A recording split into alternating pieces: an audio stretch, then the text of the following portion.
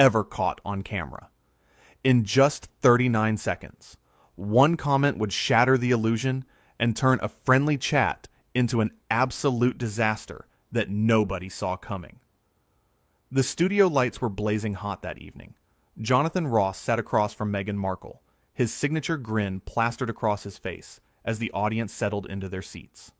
This was supposed to be easy. A light conversation, some laughs, maybe a few stories about life in the spotlight. That's what everyone expected. But from the very first question, something felt off. Jonathan leaned forward, his tone warm and welcoming. "So lovely to have you here tonight. Really, we're all so excited to hear about your new projects. Let's start simple, shall we? Nar, tell us what you've been working on lately." Meghan shifted in her seat, her smile tight. "Well, Jonathan, I think the real question is why British television is so obsessed with asking women about their work instead of recognizing their value as human beings." The audience went quiet. Jonathan's eyebrows shot up, but he kept smiling. He'd dealt with difficult guests before. This was nothing he couldn't handle. "Right. Well, that's certainly one way to look at it," he said, chuckling nervously. "But I ask all my guests about their work, men and women alike. It's sort of the whole point of having people on the show, isn't it? To talk about what they're doing." "Is it, though?" Meghan shot back. "Or is it just another way to commodify people's lives for entertainment?" Jonathan blinked. The audience shifted uncomfortably in their seats. This wasn't banter. This wasn't playful. This was something else entirely. "I mean, you're on a talk show," Jonathan said, his voice still friendly but with a slight edge creeping in. "That's literally what we do here. We talk. About things. Your things. My things. Whatever things people want to hear about. Nobody forced you to come on, love." "Love?" Meghan repeated, her voice sharp. "Did you just call me love?" "It's a term of endearment," Jonathan explained, his hands raised slightly. "Very common here in Britain. I call everyone love. The cameraman's love. The producer's love. My mum's love. It's not meant to be offensive." "But it is offensive," Meghan insisted. "It's diminutive. It's patronizing. It's exactly the kind of casual misogyny that women have to deal with every single day." The audience was dead silent now. You could hear the cameras whirring, the crew members shuffling behind the scenes. Jonathan's smile had faded, replaced by a look of genuine confusion.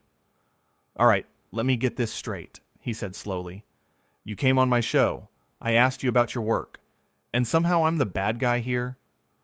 "You're not listening," Meghan said, her voice rising. "That's the problem. You're so used to being the center of attention that you can't even hear what I'm saying." Jonathan took a deep breath. "I am listening. I've been nothing but polite and welcoming since you sat down. I've asked you normal questions that I ask every guest who comes on this show, and you've responded by accusing me of being obsessed, commodifying people, and being a misogynist. So forgive me if I'm a bit confused about what's happening right now." "There it is," Meghan said, pointing at him.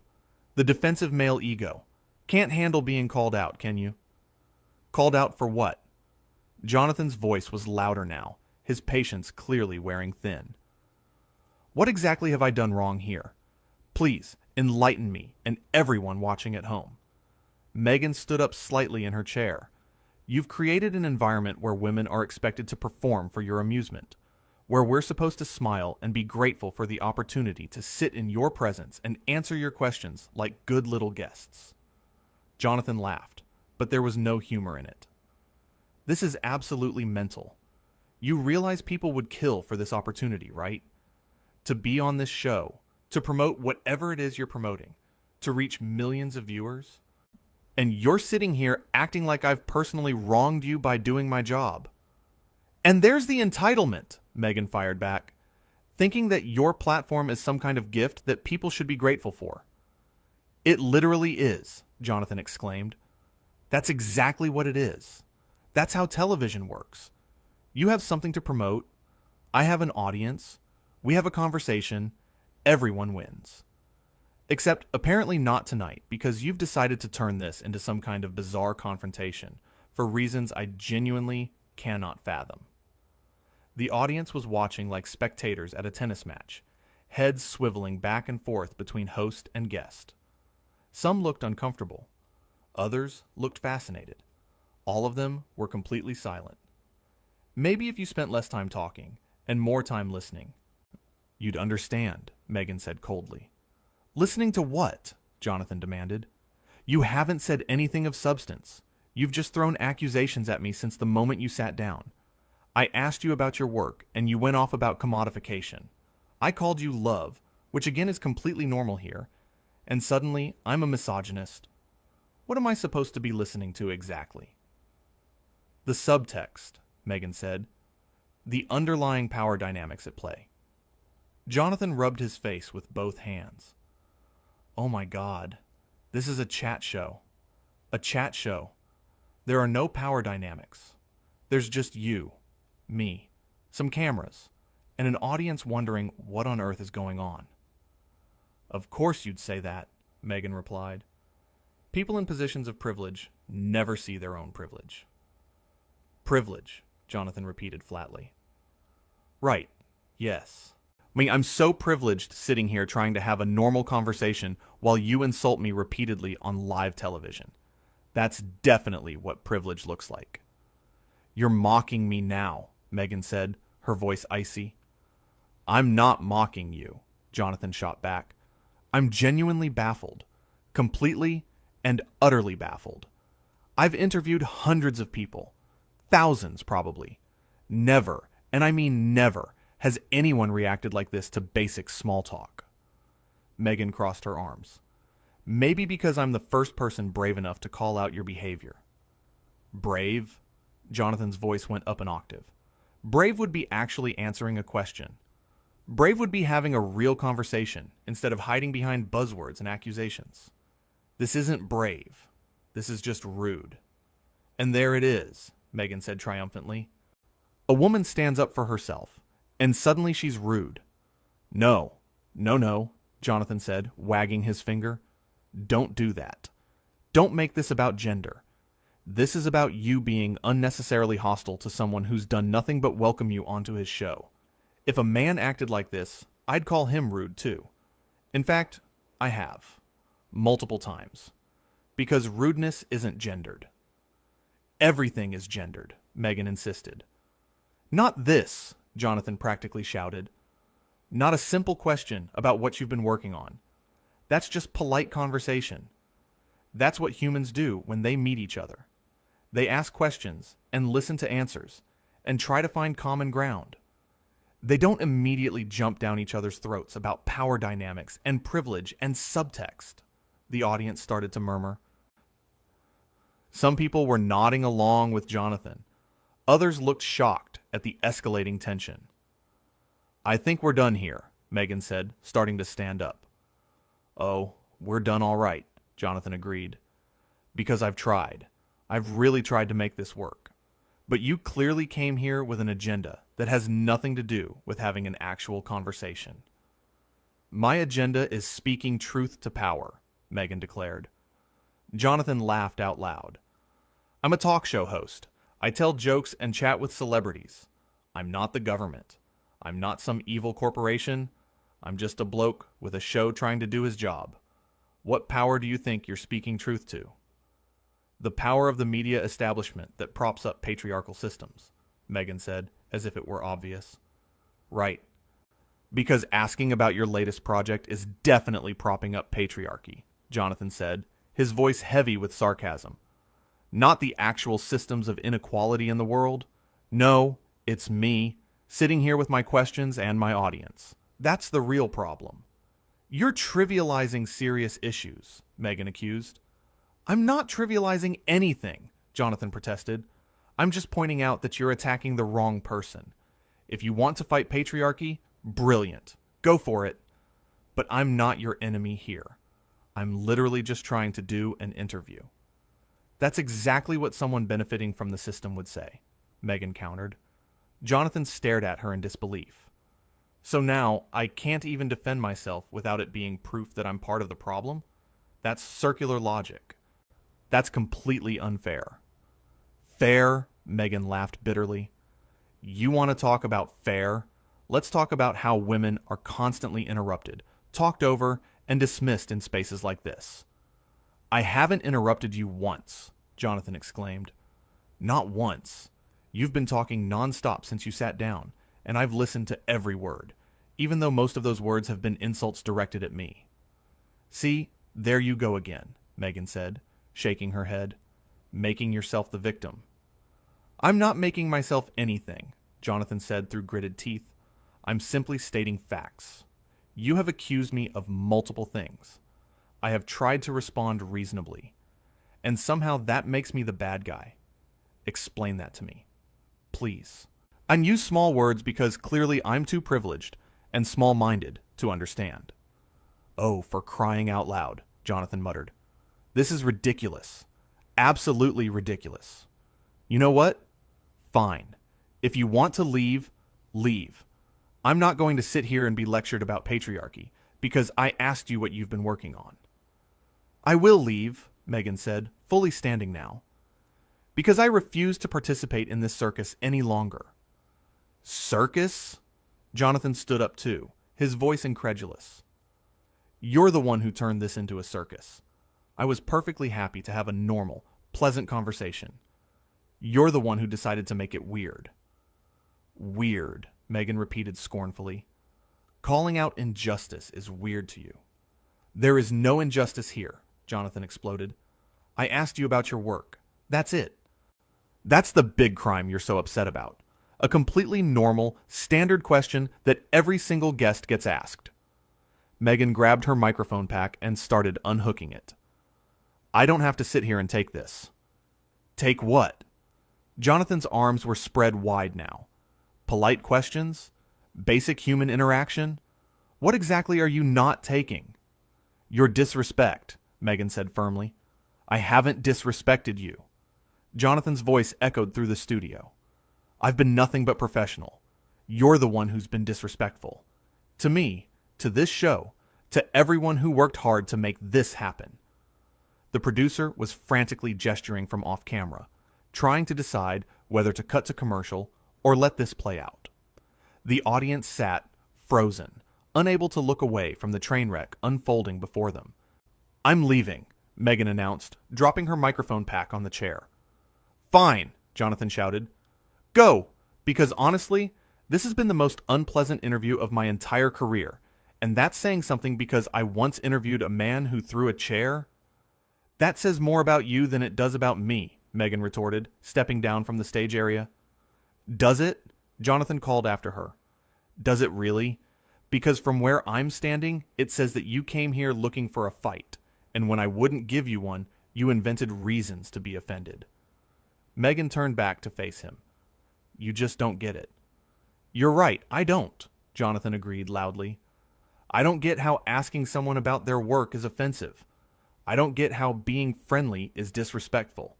Matt, I don't get how doing the exact same thing I do with every guest somehow makes me the villain in your story. Because you refuse to examine your own biases, Meghan said. My biases, Jonathan said, his voice dripping with sarcasm. Right. My terrible bias of wanting to have a conversation. How awful of me. How absolutely dreadful. Someone call the police, Jonathan Ross asked a question. Mock me all you want, Meghan said. But history will prove me right. History? Jonathan threw his hands up. History isn't going to remember this at all, because nothing happened. We had the beginning of an interview. You got offended by absolutely nothing, and now you're leaving. That's the whole story. There's no grand conspiracy, no patriarchal oppression, no media establishment plot. It's just a failed interview because one person couldn't handle basic politeness. I'm done listening to this, Meghan said, turning toward the exit. Of course you are, Jonathan called out, because listening might require acknowledging that maybe, just maybe, you overreacted to a simple question. And we can't have that, can we? Much easier to storm off and pretend you're some kind of martyr. Meghan stopped walking. You know what your problem is, Jonathan? Oh, please, tell me, he said, gesturing dramatically. Add it to the list. Apparently I'm a misogynist, privileged, disrespectful, and part of some patriarchal media establishment. What else am I? You're small, Meghan said quietly. Small-minded, small-hearted, small in every way that matters. The audience gasped. That was a direct, personal attack. No subtext, no theory, just a plain insult. Jonathan's face went red. Get out. I'm already leaving, Meghan said. No, I mean really get out, Jonathan said, his voice shaking with anger. Security, please escort our guest off the premises. She's clearly lost any sense of professionalism or basic human decency. You can't kick me off, Meghan said, eyes wide. I absolutely can, Jonathan replied. This is my show. You came on as a guest. Guests who insult the host get to leave. That's how this works. That's how any of this works. 2 security guards appeared from the wings, looking uncomfortable but professional. This is outrageous, Meghan sputtered. You know what's outrageous? Jonathan said, his voice deadly calm now. Coming onto someone's show and attacking them for no reason. That's outrageous. Being so wrapped up in your own narrative that you can't even have a civil conversation. That's outrageous. Insulting someone who invited you into their space and tried to treat you with respect. That's outrageous. I was speaking my truth, Meghan insisted, as the security guard stood nearby. Your truth is delusional, Jonathan said flatly, and I'm done entertaining it. Gentlemen, please show her out. You'll regret this, Meghan warned. The only thing I regret, Jonathan said, is wasting a perfectly good interview slot on someone who had no intention of actually participating in good faith. Now please leave before this gets even more embarrassing for everyone involved. Meghan looked around at the silent audience, at the cameras still rolling, at Jonathan Ross standing firm with his arms crossed. For a moment, it seemed like she might say something else, might launch into another accusation or justification. But then she just turned and walked toward the exit, the security guards following at a respectful distance. The studio doors closed behind her with a heavy thud that echoed through the space. Jonathan stood there for a long moment, staring at the closed doors. Then he turned back to the audience, running a hand through his hair. Well, he said, his voice slightly hoarse. That was something. A few nervous laughs rippled through the crowd. I want to apologize to all of you, Jonathan continued, addressing the audience directly. You came here expecting entertainment. Maybe some laughs. Certainly not whatever that was. I genuinely tried to have a normal conversation. I asked standard questions. I was polite. I was friendly. And somehow, it all went completely sideways. The audience started to applaud, slowly at first, then building to a genuine ovation. Thank you, Jonathan said, looking touched. I appreciate that. I really do. Because for a minute there, I was starting to wonder if I'd lost my mind. If somehow I'd become this terrible person without realizing it. But then I remembered that I've done this job for years. I've talked to thousands of people, and never, not once, has a simple question about someone's work turned into that. More applause. So let's just chalk this up to a very strange night, Jonathan said, attempting to recover some semblance of normalcy. One of those things that happens in live television sometimes. Although usually when things go wrong, it's a technical issue, not a philosophical meltdown. The audience laughed, and Jonathan smiled, seeming to relax slightly. Right then, he said, clapping his hands together. I think we need a commercial break. When we come back, we'll have our musical guest, and I promise you, we will have a completely normal, pleasant time with absolutely no discussions of power dynamics or patriarchal systems. Sound good? The audience cheered their approval. Brilliant, Jonathan said. We'll be right back. The moment the cameras cut, Jonathan's smile faded. He walked off stage, shaking his head, while the crew scrambled to figure out how to fill the time that was supposed to be occupied by a full interview. Backstage, The producer caught up with him. "Are you okay?" she asked. Jonathan nodded slowly. Yeah, I'm fine. Just baffled. Completely baffled." "What was that?" "I have no idea," the producer admitted. "We had a pre-interview. She seemed perfectly normal. Pleasant, even. Then she sat down, and it was like a switch flipped." "Tell me about it," Jonathan muttered. "One second we're doing the usual chat show thing, the next I'm being accused of every ism under the sun." "You handled it well," the producer offered. "Did I?" Jonathan asked. "Because it felt like I lost my temper there at the end." "She called you small," the producer pointed out. "After accusing you of misogyny and mocking you repeatedly, you were well within your rights to lose your temper. Honestly, you kept it together longer than most people would have." Jonathan sighed. "I just don't understand what happened. What did I do wrong?" "Nothing," the producer said firmly. "You did nothing wrong. You asked a standard question, and she went off the rails. That's on her, not you." "But why?" Jonathan wondered aloud. "Why come on a show just to attack the host? What's the point?" The producer shrugged. "Who knows? Maybe she wanted to make a statement. Maybe she's going through something. Maybe she genuinely believes all that stuff about power dynamics and media establishments. Either way, it's not your responsibility to figure it out." "I suppose not," Jonathan agreed. "But it's going to be all anyone talks about tomorrow." "Probably," the producer admitted. "But they'll be talking about her behavior, not yours. Trust me, you came off looking like the reasonable one." Jonathan laughed humorlessly. "That's a low bar to clear after tonight." Back in the studio, the audience was buzzing with conversation. Everyone had an opinion about what they'd just witnessed. Some felt bad for Jonathan. Others were shocked by Meghan's behavior. A few tried to defend her, suggesting maybe there was context they were missing. But most agreed it had been one of the strangest things they'd ever seen on television. The makeup artist approached Jonathan with a powder brush. "Need a touch up before we go back on?" "Please," Jonathan said, tilting his face up. "Make me look like someone who hasn't just been called small-minded on national television." The makeup artist smiled sympathetically. "For what it's worth, I thought you were incredibly patient." "Thanks," Jonathan said, "though I'm not sure patience is what people will remember about tonight."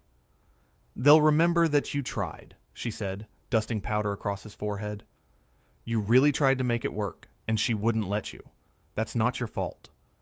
Jonathan nodded, not trusting himself to speak. The truth was, despite everyone's reassurances, he felt rattled. He prided himself on being a good interviewer, on making guests feel comfortable, on creating entertaining television. And tonight, he'd failed at all of that, even if it wasn't technically his fault. 2 minutes, a crew member called out. Jonathan took a deep breath and headed back to his chair. The audience applauded when they saw him, which helped lift his spirits slightly.